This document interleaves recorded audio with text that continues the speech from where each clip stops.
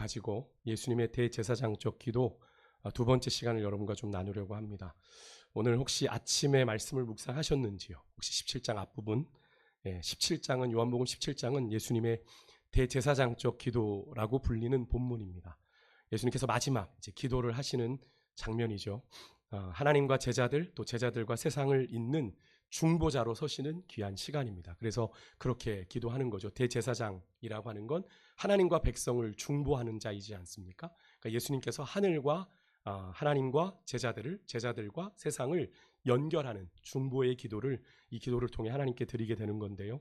공간복음에서는 예수님의 겟세마네 기도가 나오죠. 분리된 장소에서 예수님께서 십자가를 놓고 기도하시는 장면만 나오지만 요한은 그런 표시가 없이 다락방에서의 가르침 뒤에 바로 이 기도를 연결하고 있습니다. 그래서 요한복음을 보시면 이제 뒤에 이 기도가 마쳐진 뒤에 제자들과 감람산으로 가시는 장면이 나오거든요. 아마 예수님의 또 다른 기도이지 않을까 하는 생각을 해보게 되는데, 요한복음 17장은 예수님의 이 기도는 크게 세 가지 부분으로 이루어져 있습니다. 오늘 새벽에 앞에 두 부분을 먼저 좀 살펴보았는데 간단하게 정리해보면 그렇습니다. 첫째는 1절에서 5절까지의 본문이에요. 그 1절에서 5절까지 본문은 예수님 자신을 위한 기도이자 아버지의 영광을 위한 기도입니다. 그러면서 때가 되었으니 주님 아들을 영화롭게 해달라라고 기도를 해요. 예수님께서. 예수님의 이 기도는 뭘 의미하냐면 곧 있게 될 십자가 사역을 주님 내가 남겨놓고 있는데 그 십자가 사역을 내가 잘 감당할 수 있도록 하나님 도와주십시오 라고 기도하는 간구입니다. 지금까지도 예수님께서 공생의 사역을 감당하시면서 아버지께서 아들에게 주신 일들을 다 이루어 오셨죠. 그래서 구약에 예언된 대로 예수님의 행보가 진행되었다는 걸 우리가 복음서를 좀 읽어보셨다면 아실 거예요. 그죠? 그렇게 다 이루어서 아버지를 예수님께서는 이 세상에서 영화롭게 하셨어요. 이번에도 내가 그렇게 주님이 나와 함께하여 주심으로 내가 이 기사와 이적도 행하고 또 천국 복음을 외치게 하여 주셨는데 이번 이 십자가의 길도 주님 나와 함께 하셔서 내가 그 십자가 사명을 잘 감당하게 도와주십시오. 그렇게 내가 십자가의 길을 잘 완수함으로 아들도 영화롭게 해주실 뿐 아니라 그런 아들을 통해 이루게 될 십자가 구원의 역사로 하나님 아버지도 영광 받으시기를 원합니다. 간구하고 있는 거죠. 이 부분에서 우리는 아침에 제가 영생이 무엇을 의미하는지 하나님을 영화롭게 한다는 것이 무엇인지를 여러분과 좀 새벽에 나누었고요. 둘째 부분은 6절에서 19절까지인데 우리가 살펴봤던 본문은 16절까지였죠. 이 본문은 제자들을 위한 기도입니다. 세상을 위한 기도가 아니라 제자들을 위한 기도인데 우리가 오늘 살펴볼 부분까지 다 포함이 되는데 오늘 새벽 본문은 16절까지만 살펴보게 돼 있었는데요. 거기까지는 예수님께서 지금까지는 제자들과 예수님이 인간의 몸을 입고 오셔서 함께 하시고 그들을 가르치심으로 인해서 제자들이 뭘 알아요? 아버지 하나님이 참되시고 아들 예수님은 하나님께서 보내신 자라는 사실을 그들이 믿게 되었죠. 그죠? 그로 인해 아버지의 말씀을 받아 지키는 자들이 되었습니다. 이것을 우리가 어떻게 알 수 있냐면 이제 16장 마지막에 예수님께서 그들에게 비유로 말씀하지 않으셨을 때 제자들이 그렇게 얘기하죠. 이제는 예수님이 뭘 말씀하시는지 알겠습니다. 주님께서 하나님께로부터 온 자임을 우리가 믿습니다 라고 고백을 하거든요. 제자들이 그렇게 고백하니까 예수님이 제자들에게 뭐라고 얘기하시냐면 너희가 정말 믿느냐 이렇게 물어보세요. 너희가 정말 이제는 너희가 믿느냐. 근데 여러분 이게 이제야 이해됐니? 라는 질문이 아니라 지금이라도 너희들 정말 지금도 정말 믿는 거니? 라고 물어보시는 거예요. 한 번 더 확인하시는 겁니다. 그런데 너무나 안타까운 건 그 다음에 예수님께서 뭘 말씀하시죠? 너희가 다 나를 버리고 흩어지리라. 결국 뭐예요? 그들의 믿음이 호기롭게 주님 우리가 이제 주님은 하나님께로부터 오신 분임을 알겠습니다라고 호기롭게 제자들이 믿음을 고백했지만 그들의 믿음은 어쩌면 한계가 있는 믿음이었다라고 하는 거죠. 하지만 그 믿음을 주님께서는 인정하셨습니다. 그들의 그런 겨자씨만한 믿음을 인정하셨어요. 진심으로 고백한 그 믿음.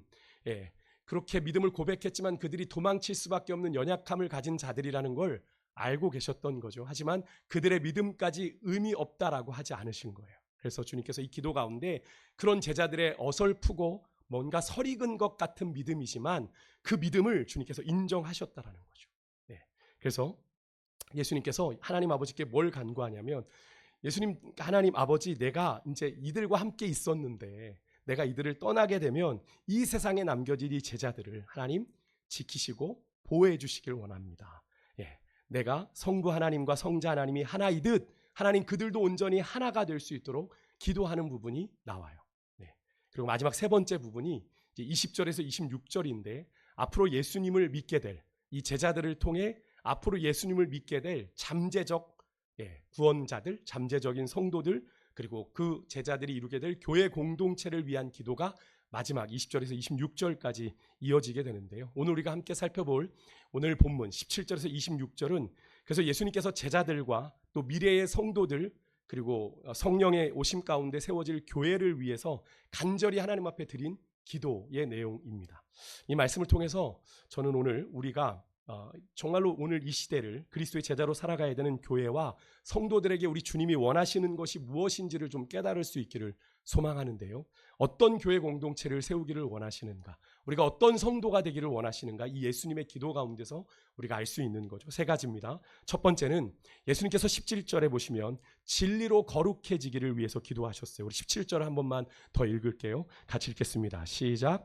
그들을 진리로 거룩하게 하옵소서. 아버지의 말씀은 진리니이다. 아멘. 그래서 거룩하게 하다라는 이 단어의 헬라어가 하기야조입니다. 하기야조. 이 단어는 그냥 거룩해지니까 단순히 도덕적으로 깨끗해진다라는 그런 의미가 아니라 하나님께 속한 존재로 구별된다라는 뜻입니다. 하나님께 속한 존재로 구별된다라는 의미예요. 그러므로 이 의미를 토대로 예수님의 이 기도를 다시 써본다면 이런 겁니다. 하나님, 이 사람들이 하나님께 속한 자로 구별되어 살아가게 해주십시오라는 기도예요. 그 방법은요, 무엇으로 거룩해져요? 진리로요. 그죠? 진리의 말씀으로. 진리가 뭔데요? 뒤에 이어지는 아버지의 말씀은 진리니이다. 그러니까 말씀으로, 진리의 말씀으로죠. 그렇습니다. 예수님은 제자들이 이 세상 가운데서 살아가지만 세상에 속하지 않도록 진리의 말씀으로 그들을 구별되게 해달라고 하나님 아버지께 기도했던 겁니다. 이게 중요한 사실이 있는 거예요. 예수님은 제자들을 세상에서 이제 구별하여 데려가 달라고 기도하지 않으셨습니다. 내가 주님께 가오니 그들도 좀 데려가 주십시오 기도하지 않으셨고요. 예수님의 그런 의도, 기도가 그런 의미의 의도가 아니라는 걸 이미 앞에 15절에서도 얘기하신 적이 있습니다. 15절 앞에 내용에 보시면 내가 비옵는 것은 그들을 세상에서 데려가시기를 위함이 아니요 다만 악에 빠지지 않게 보전하시기를 위함이라 이렇게 얘기합니다. 제자들을 세상 가운데로 주님께서 보내실 건데 그들이 악에 빠질 수 있으니 주님 그들을 보존하여 주셔서 그들을 진리로 거룩하게 하셔서 보존해 주시기를 원합니다라고 기도했다는 거죠. 그래서 오늘 이어지는 18절에서 이렇게 말씀하십니다. 18절을 한번 같이 한번 읽을게요. 같이 읽습니다. 시작. 아버지께서 나를 세상에 보내신 것 같이 나도 그들을 세상에 보내었고. 그리스도의 제자인 성도들과 그 제자들의 공동체인 교회는 세상을 떠나 우리만 모여있는 존재가 아니라 세상 속으로 파송된 존재다라는 것을 우리가 기억해야 됩니다. 그러니까 교회가 우리 안에 모여서 우리만 좋아, 우리만 모일 때만 좋아, 그런 공동체가 교회가 아니라는 겁니다. 교회는 모이는 공동체이기도 합니다만 흩어지는 공동체이기도 합니다. 모이는 것으로 끝나면 그것은 교회가 반쪽짜리 교회가 되는 거예요. 모여서 은혜를 받으면 어떻게 해요? 세상으로 흩어지는 교회가 돼야 되는 거죠. 그래서 제가 일전에도 우리가 주의 움직이는 교회라는 찬양을 우리가 매번 송영으로 부르면서 우리는 각자가 우리 한 사람 한 사람이 흩어지는 교회로 세상 가운데로 파송된 존재들입니다라는 말씀을 예전에 드린 적이 있는데요. 오늘 예수님께서 그걸 말씀하시는 거죠. 아버지께서 나를 세상에 보내신 것 같이 나도 그들을 누구죠? 제자들을 세상에 보내었습니다. 그들을 세상 가운데서 주님 지켜주십시오. 근데 어떻게 지켜주십니까? 진리의 말씀으로 그들을 거룩하게 하셔서 구별된 존재로 세상에 살아가지만 세상에 속한 자로 살아가지 않도록 주여 지켜주십시오라고 기도하는 겁니다. 새벽에도 말씀드렸지만 오늘 이 시대의 교회와 성도는 예수님의 제자들처럼 6절의 말씀처럼 세상 중에서 불러냄을 받아 하나님의 거룩한 소유가 된 자들이죠.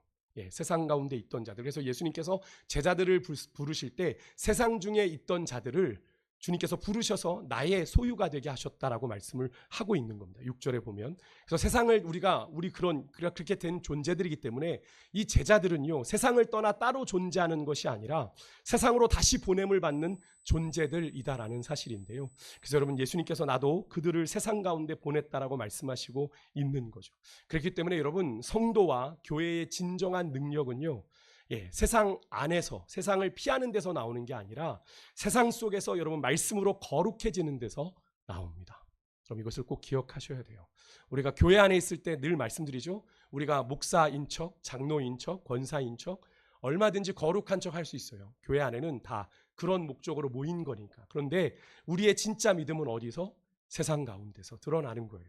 여러분 사실 오늘날의 교회의 위기는 어떤 프로그램의 문제가 아니라고 이제 진단합니다. 왜 그러냐면 더 이상 이제 교회가 말씀의 능력을 잃어버린 거예요. 세상 가운데서 믿는 자와 믿지 않는 자가 구별되지 않는 그런 오늘날의 현실이 결국 교회를 점점 더 무너뜨려 가는 거죠. 여러분 우리가 뭐 이방 선교를 하지만 해외 선교를 하지만 우리의 귀한 당장 우리의 다음 세대 자녀들이 미전도 종족이 되어가고 있어요. 여러분 복음화율이 5%, 3% 미만이라고 얘기합니다. 우리의 자녀들이요. 여러분 이 자녀들이 이렇게 자란다면 여러분 우리에게 사사기 시대와 같은 시대가 오지 말라는 법이 있겠습니까? 여러분 사사기 시대 때 어떤 일이 벌어졌어요? 분명히 약속의 땅을 얻은 그 세대가 그 자녀들에게 믿음을 전수하지 않아 하나님을 모르는 어떤 세대가 됩니까? 다음 세대가 아니라 다른 세대가 되어버렸잖아요. 여러분 그런 일들이 우리 가운데 일어날 수 있다는 것, 우리 한국교회가 지금 직면한 현실이고요. 제가 종종 말씀드렸지만 한국교회 뭐 가장 크다고 하는 장로교단 안에 50% 이상이 교회 학교가 없어요. 교회 학교가 없습니다. 교회 가운데. 그럼 여러분 그 50% 이상의 교회는 미래가 없는 거죠. 이제 어르신들 다 떠나면 그냥 그 교회는 문을 닫아야 되는 겁니다. 절반가량으로 향후 20, 30년 안에 교회가 다 사라질 수도 있는 그런 상황에 있는 겁니다. 여러분 이 교회가 다른 것이 아닙니다. 교회들마다 우리가 이제까지 뭐 한국교회가 해보지 않은 프로그램이 왜 없겠어요. 뭐 다양하게 많았습니다만 그런 프로그램이 없어서가 아니라 말씀의 능력이, 말씀의 거룩함이 약해졌기 때문에 말씀은 말씀이고 내가 사는 인생은 인생이고 그렇게 말하는 성도들이 많단 말이에요. 생각보다 많습니다. 목사님 말씀은 그런데 현실은 그렇지 않아요 라고 얘기하시는 분들이 참 많단 말입니다. 그런데 그럼 결국 우리가 현실과 타협한다면 여러분 말씀과 우리는 상관없는 삶을 살아가게 되는 것이고 현실대로 내가 처한 상황대로 살아간다면 세상과 우리가 다를 바가 없는 길을 걸어가겠다는 것과 동일합니다. 우리가 세상을 구별하는 기준은 뭡니까? 말씀이죠. 말씀입니다. 내가 말씀의 기준으로 따라 살아가느냐 아니면 세속의 가치로 살아가는가. 우리의 다름은 거기에 있어요. 그런데 말씀은 말씀이고 현실은 현실이다라고 이야기하는 순간 우리는 스스로 내가 하나님의 사람으로 구별되겠다는 것을 포기하는 것과 다를 바 없는 거죠. 여러분 이것을 여러분의 뭐 그렇게 말씀대로 살려고 하는 노력을 폄하하려는 건 아닙니다. 근데 우리가 그렇게 살아가려고 노력하지만 그렇다고 해서 포기할 수 없는 일 아니에요. 그죠? 주님께서도 기도하셨잖아요. 이들이 정말로 하나님 거룩해지게 도와주십시오. 주의 말씀은 진리니이다. 왜 예수님께서 첫 번째로 이 기도를 하셨겠어요? 그러면서 성도 개개인도 마찬가지입니다. 올해 우리 교회도 여러분들 맥체인 성경 읽기표도 나눠드렸고 또 어떤 분들은 그냥 성경 순서대로 있는 일반 성경 읽기표로 성경을 통독하시고 계시는 분들이 있더라고요. 권사님들은 벌써 맥체인 성경을 벌써 5월까지 읽으셨다고 얘기하시는 분들도 있어요. 수요일에는 우리가 성경 통독 개관도 배우고요. 개인적으로 말씀을 묵상하는 성도님들도 있습니다. 여러분들이 그렇게 말씀을 함께하는 신앙생활을 하실 수 있도록 교회가 그렇게 권면하지만 그래도 여전히 그건 교회가 그냥 얘기하는 거고 목사님이 얘기하는 거고 여전히 하지 않는 분들은 하지 않고 계시죠. 아무것도. 안타깝지만 어쩔 수 없습니다. 그분들까지 제가 뭐 어떻게 해드릴 수는 없어요. 그분들의 신앙의 때가 오겠죠. 그런데 여러분 하나님의 말씀을 읽지 않으면 어떻게 될까요?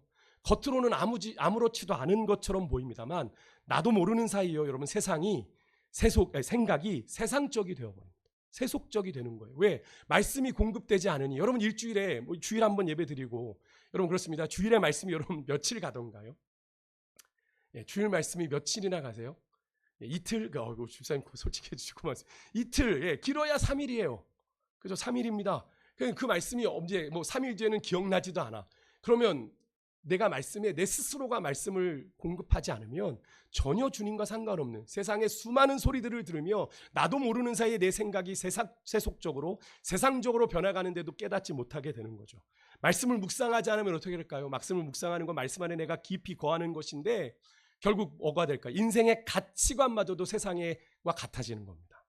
세상적인 가치로 내 인생을 살아가요. 하나님의 사람인데 하나님의 사람은 말씀을 쫓아 살아가는 거잖아요. 그죠? 말씀을 쫓아 살아가는 건데 말씀과 상관없는 가치를 가지고 살아가요. 주일날 예배 한번 드리는 것으로 퉁치는 거죠. 그래서 여러분 교회 안에서도 수십 년 교회를 다녔다고 하는데 여전히 교회 모임 해보면 아시죠? 세속적인 가치관을 가지고 얘기하는 분들이 있어요. 믿음의 이야기를 하는 것보다 아예 안 돼. 그런 게 어디 있어. 아유 내가 살아봤더니 안 돼. 그런 이야기하는 분들이 있습니다. 여러분 여전히 세속적인 가치, 안 된다고 하는 가치로 믿음의 이야기가 고백되지 않는 거예요.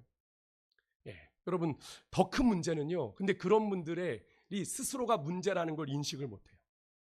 왜? 나는 그래도 교회 안에서 직분자니까.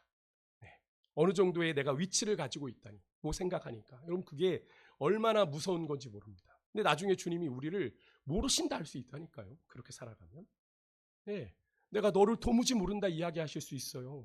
여러분 우리가 두렵고 떨림으로 구원을 이루어가야 되는 이유가 바로 거기 있는 것 아니겠습니까? 하지만 여러분 진리의 말씀은 살아있어서 우리 믿는 자들을 세상으로부터 구별합니다. 아멘이십니까? 말씀이. 그래서 히브리서 4장 12절 말씀 우리가 너무나 잘 알고 있지만 한번 읽을게요. 이 말씀을 정말 우리가 믿음으로 읽었으면 좋겠어요. 같이 읽습니다. 시작. 하나님의 말씀은 살아있고 활력이 있어 좌우의 날선 어떤 검보다도 예리하여 혼과 영과 및 관절과 골수를 찔러 쪼개기까지 하며 또 마음의 생각과 뜻을 판단하나니.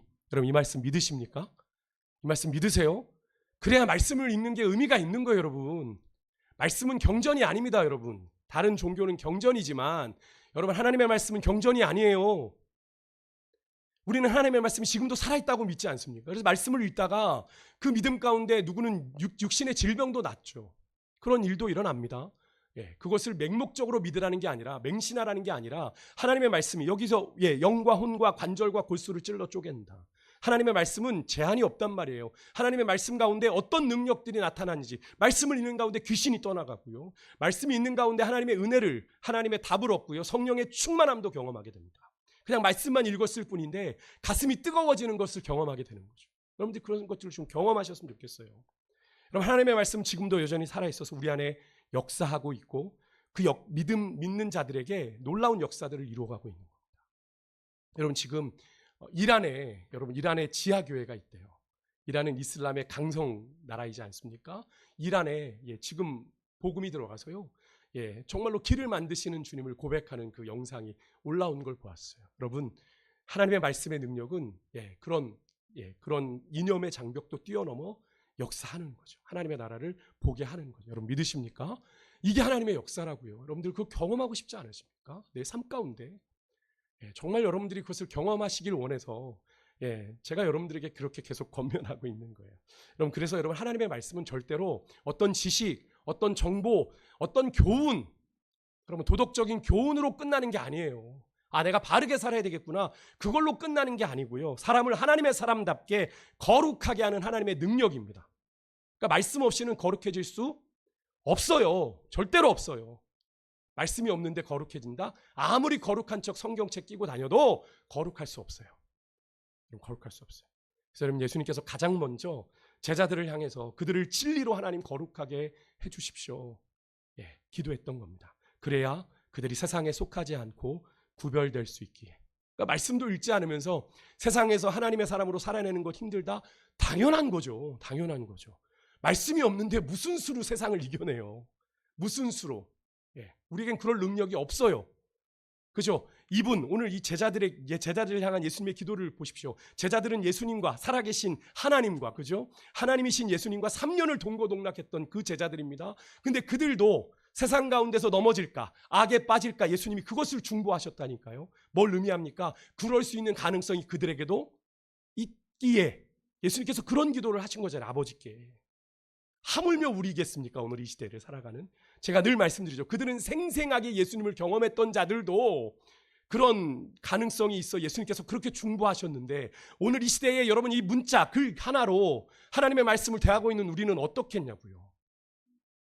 여러분 이 시대는 우리가 정말 구별되어 살지 않으면 말씀 가운데 살지 않으면 세상을 이길 수 없는 시대를 우리가 살아가고 있다는 것을 꼭 명심하셔야 됩니다. 다음 기도는 20절에서 23절인데요. 하나 되게 해달라는 기도를 하셨어요. 이 부분부터는 예수님의 기도의 대상도 바뀝니다. 20절에 보면 이 사람들만 위함이 아니요 또 그들의 말로 말미암아 나를 믿는 사람들도 위함이니. 여기서 이 사람들, 그들 다 누구를 가리켜요? 예수님께서 기존에 기도하셨던 제자들, 예수님의 제자들을 말하는 거죠. 이 제자들의 전하는 말로 말미암아 나를 믿게 될 사람들, 사도행전의 역사를 예수님은 미리 보고 계셨던 거죠. 그들을 위함이다. 제자들을 통해 앞으로 예수님을 믿게 될 모든 성도들에게 예로 예수님의 기도가 확장돼요. 그래서 여러분, 그래서 오늘 이 예수님의 이 20절부터의 기도에는 우리들도 포함이 되는 겁니다. 오늘 모여있는. 근데 무엇을 구하셨어요? 21절입니다. 함께 읽을게요. 시작. 아버지여, 아버지께서 내 안에, 내가 아버지 안에 있는 것 같이 그들도 다 하나가 되어 우리 안에 있게 하사 세상으로 아버지께서 나를 보내신 것을 믿게 하옵소서. 아멘. 예수님께서 교회의 가장 중요한 것을 하나 되는 것으로 보셨습니다. 하나 되는 것. 교회가 하나 되는 것. 여기서 말하는 하나됨은 단순한 조직적인 연합이 아니에요. 여기 보시면 아버지가 내 안에, 내가 아버지 안에 있는 것 같이 삼위 하나님의 관계와 같은 거룩한 연합을 의미하는 겁니다. 아버지와 아들이 서로 안에 거하시며 완전한 사랑과 일치를 이루신 관계, 그 관계를 쫓아 예수님께서는 교회도 성도들도 그렇게 하나 되는 관계이기를 위해서 기도하신 겁니다. 근데 여러분, 왜 교회의 하나됨이 그렇게 중요한 걸까요? 예수님께서 그 이유를 이어서 말씀하세요. 21절 후반부에 예수님 뭐라고 말씀하세요? 세상으로 아버지께서 나를 보내신 것을 믿게 하옵소서. 이게 무슨 말입니까? 즉 교회의 하나됨은 단순한 내부 문제가 아니라 세상에 대한 복음의 증거다라는 의미입니다. 세상은 교회의 설교만 보는 게 아니에요. 교회의 관계도 본다는 거죠. 서로 진심으로 교회 공동체가 사랑하고 용납하고 서로 섬기는 공동체인 것을 볼 때 세상은 그 안에서 누구를 본다? 하나님을 본다는 거예요. 그래서 여러분, 교회의 분열은요, 사실 단순한 갈등의 문제가 아니라 복음의 증거를 맞는 결정적인 장애물입니다. 근데 참 안타까운 현실은 어때요? 우리 한국 교회만 보면 변호사 사무소에 교회 분쟁 전담 변호사들이 있대요. 얼마나 교회들이 분쟁이 많으면. 이 땅에 5만여 교회가 있는데요. 그 5만여 교회 가운데 얼마나 분쟁이 많은 교회들. 솔직히 저희 지방에 저희 지방에가 한 40여 교회 되는데 저희 지방에도 재판건이 많아요. 재판건이 여러 건 있어요. 저희만이 아니라 우리 교단 안에 여러 가지 재판건이 계속 있어서 우리 지방의 목사님 중에 한 분이 재판위원장님이신데 계속 거기 쫓아다니세요. 재판하러. 교회들이 이렇게 문제들이 많은 그 교회 분쟁들을 해결하는 전담 변호사가 변호사 사무소에 존재할 정도니 얼마나 교회들 안에 문제가 많다는 거겠습니까? 여러분, 그것이 복음의 장애물이 되는 거죠. 반면에 여러분, 성도들이 서로 사랑하고 하나 되면 어떻게 될까요? 그 자체가 복음의 증거가 되는 거죠. 여러분, 예수님의 이 기도는 우리에게 예수님께서 전에 제자들에게 이미 주셨던 예수님이 말씀하신 세 계명을 떠올리게 합니다. 여러분 기억하세요? 요한복음 13장에 34절 35절 한번 읽어보겠습니다. 같이 읽습니다. 시작. 세 계명을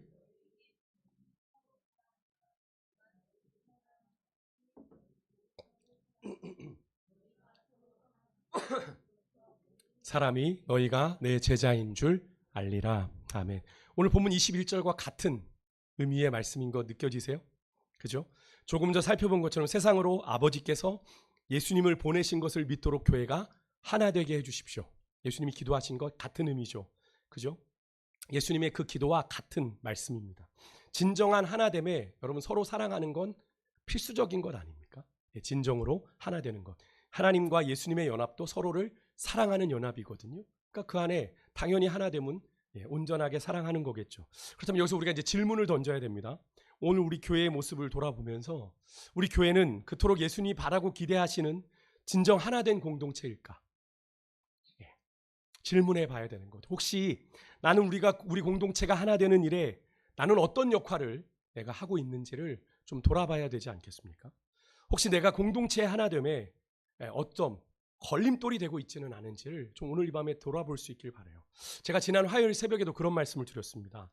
예수님께서 주신 세 계명을 가지고 이런 말씀을 드렸어요. 우리가 그리스도의 제자로서 주님께서 주신 세 계명을 쫓아 살아가야 될 분명한 사명이 우리들에게 있는데 우리가 그렇게 서로 사랑하는 제자 공동체를 이루고 있는지 좀 돌아보자.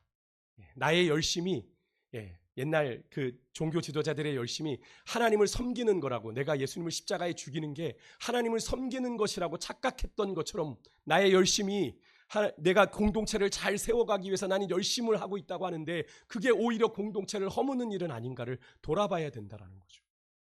여러분, 분명 예수님께서도 여러분 우리에게 제가 그날 이런 말씀 드렸습니다. 여러분, 우리는 나같이 사랑받을 자격이라고는 정말 요즘 표현으로 하면 1도 없는 나를 조건 없이 사랑해 주셨어요. 그죠? 그래서 하나님의 자녀 삼아 주셨습니다. 우리가 아까 그런 고백을 그래서 한 거죠. 아무런 자격도 없는 나를 위해, 아무런 소망도 없는 나를 위해 사랑한다. 이 고백이요.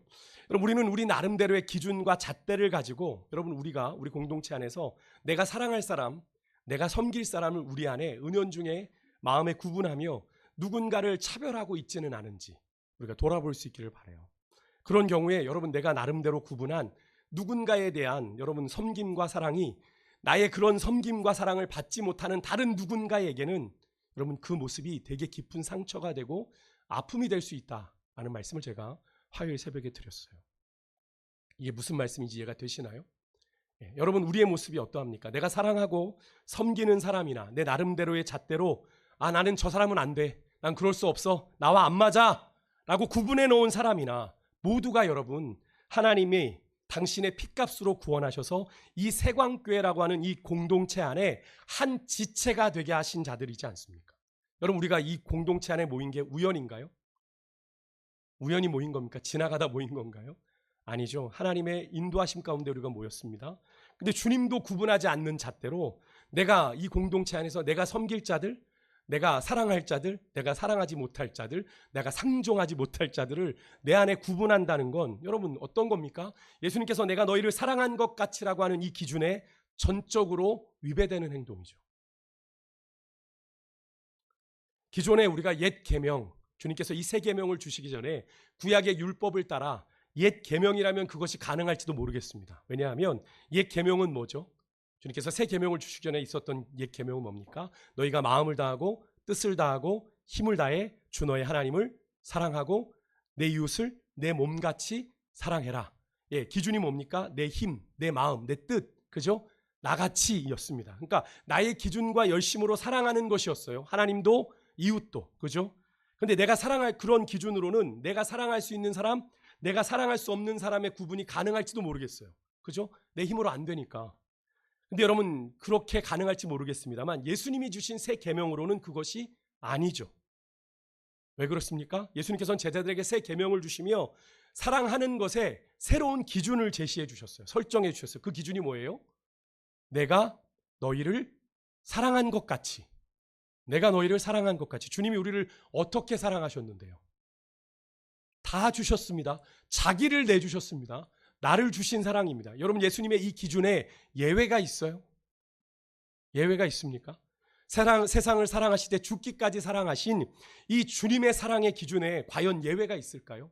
특히나 교회 공동체 안으로 들어오게 하신 사람들이 그 주님의 사랑에 예외일 수 있을까요? 그럴 수 없죠. 그렇지 않을 겁니다.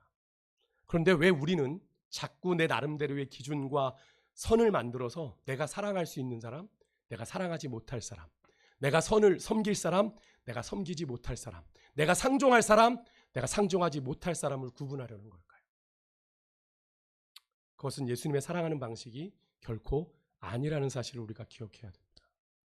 소망하기는 그래도 여러분 금요기도에 나와 기도하시는 여러분들이 우리 주님의 간절한 소원, 교회가 하나 되기를 원하셨던 주님의 마음을 온전히 헤아리고 그 주님의 소원을 이루어드리는 선한 도구로 교회의 진정한 하나됨을 위해 여러분 한 사람 한 사람이 헌신하는 은혜가 있으시기를 주의 이름으로 축복합니다. 그러기 위해서는 우리가 썩어지는 미랄이 돼야 되는 거죠. 여러분들이 진정 주님의 십자가 사랑의 의미를 알고 믿는 그리스도의 제자라면 반드시 그렇게 사랑해야 한다는 사실 여러분 잊지 마십시오. 내가 할 수 있는 만큼 사랑하겠습니다. 아닙니다. 주님이 나를 사랑하신 만큼 우리는 사랑하고 섬길 수 있어야 돼요. 끝으로 예수님께서는 24절에서 26절까지 성도들이 하나님의 사랑 안에, 교회가 하나님의 사랑 안에 살게 해달라고 기도하셨어요. 마지막 예수님의 기도는 사랑의 기도입니다. 우리가 24절 말씀 같이 한번 읽어볼까요? 같이 읽겠습니다. 시작. 아버지께서 내게 주신 자도 나 있는 곳에 나와 함께 있어 아버지께서 창세전부터 나를 사랑하심으로 내게 주신 나의 영광을 그들로 보게 하시기를 원하옵나이다. 이렇게 기도하셨습니다. 여러분 예수님께서 여기서 나 있는 곳에 그들도 내게 주신 자도 나 있는 곳에 나와 함께 있게 해주십시오. 여러분 예수님이 나 있는 곳이라고 말씀하셨는데 여기 그곳은 어디입니까? 나 있는 곳. 그곳은 어디든 예수님을 보내신 이를 영화롭게 하는 자리를 말하는 거죠. 결국 하나님을 영화롭게 하는 자리가 바로 예수님이 계신 곳이었습니다. 그러니까 지금 예수님의 상황을 본다면 십자가의 길을 놓고 있는 예수님의 상황에서 본다면 예수님이 있는 곳은 어디일까요? 잠시 후에 예수님이 지게 될 영광의 십자가의 자리가 바로 그 자리이고요. 그 이후에는 뭐가 될까요? 3일 만에 부활하시는 부활의 자리가 될 것이고 마지막으로는 다시 돌아가실 아버지의 품이 바로 그 자리가 될 겁니다. 예수님께서 자신처럼 이 교회와 제자들이 성도들이 하나님 아버지를 영화롭게 하는 그 자리에 있기를 바라시는 거예요. 오늘 새벽에 제가 하나님을 영화롭게 하는 것이 무엇인지 여러분들에게 좀 말씀을 드렸는데 앞에 내용을 좀 묵상하신 분들은 아실 거예요. 4절의 말씀에 보면 예수님께서 이렇게 말씀하십니다. 아버지께서 내게 주신 일을 이루어 내가 하나님 아버지를 영화롭게 했다라고 말씀을 하세요. 여기서 이걸 좀 풀어서 말하면 이런 거죠.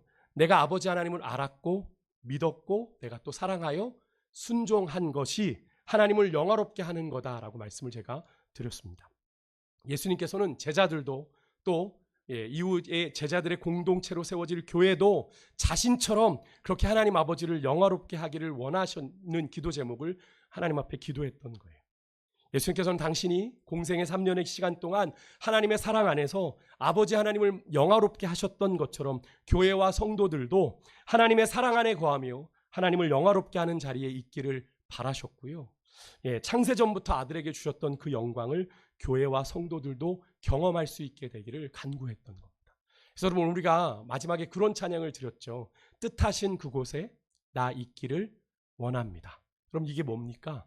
내 맘대로 가는 인생 살지 않고 주님이 뜻하신 그곳에 내가 있기를 원합니다. 주님이 십자가지라 하시는 자리면 내가 거기 있기를 원합니다. 고난의 자리여도 주님을 영화롭게 하는 자리라면 내가 거기 있기를 원합니다.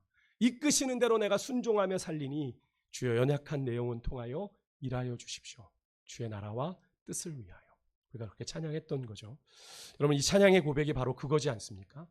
아버지께서 예수님께서 나 있는 곳에 그들도 있게 해달라는 고백이 바로 그런 고백이잖아요. 그리고 예수님께서 이렇게 기도의 결론을 마지막 대제사장의 기도를 결론을 말씀하십니다. 26절 함께 읽어보겠습니다. 같이 읽습니다. 시작. 내가 아버지의 이름을 그들에게 알게 하였고 또 알게 하리니 이는 나를 사랑하신 사랑이 그들 안에 있고 나도 그들 안에 있게 하려 함이니이다. 아멘. 매우 신학적인 선언을 하신 거예요. 하나님 아버지가 아들 예수님을 사랑하시는 그 사랑 안에 우리도 들어가게 해주십시오. 하나님의 사랑 안에 거하게 해주십시오. 하나님이 나를 사랑하신 주님을 예수님을 사랑하신 그 사랑 안에 이들도 함께 거하게 해주십시오. 여러분 이것이 복음이죠. 우리는 그런 사랑받을 자격이 없는 존재들인데 우리가 예수님으로 말미암아 예수님의 십자가 은혜로 말미암아 하나님의 사랑받는 존재가 되었다라는 말씀이죠. 그러니까 이것이 복음 아닙니까? 그죠? 복음이잖아요. 여러분 우리는 하나님께 사랑받기 위해 애쓰는 사람들이 아니라 이미 예수님으로 말미암아 예수님의 십자가 은혜로 말미암아 하나님의 사랑 안에 들어온 사람들인 줄 믿습니다. 하나님의 사랑 안에. 그래서 여러분 기독교 신앙의 중심은요 의무가 아니라 사랑이에요.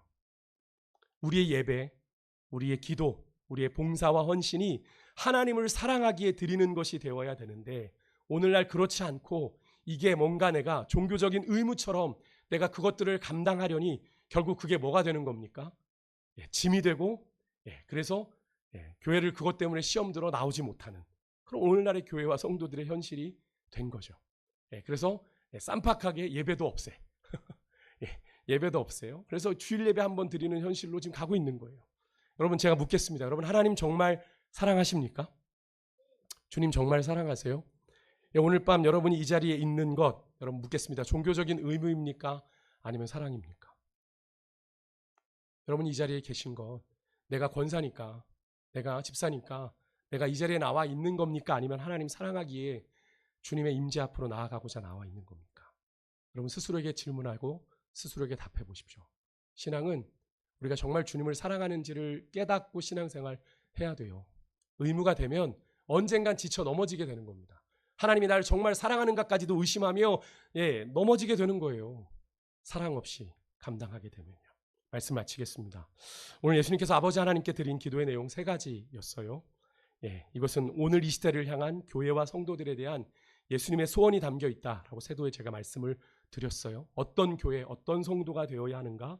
예수님은 어떻게 원하세요? 첫째로 진리로 거룩해지는 교회와 성도들이 되기를 원하고, 두 번째는 사랑으로 하나가 된 교회의 성도들, 셋째는 하나님의 사랑 안에 거하고 살아가는 교회가 되기를 원하십니다. 이것이 교회의 본질이에요. 교회의 본질입니다. 말씀이 없는 교회는요, 결국 거룩함을 잃어버리게 되고요.